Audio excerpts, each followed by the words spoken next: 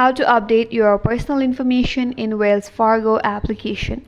Hi everyone, this is Kate here and welcome back to the channel, and in this video we will learn how we can update personal information in Wells Fargo. So without further ado, let's get started.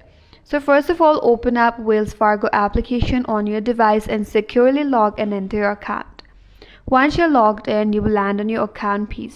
Now to change or update your personal information, navigate to the bottom right corner. There is a menu option, so tap on menu icon.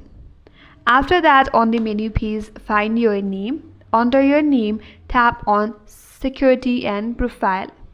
After that, head over to profile section.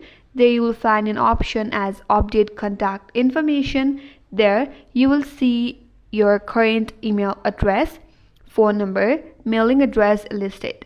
So tap on update contact information, find your email, phone number and mailing address listed, then tap on the one that you would like to change. Then you have to enter your new information. Once you are done updating your new information, all you have to do is tap on save and update to confirm. That's it.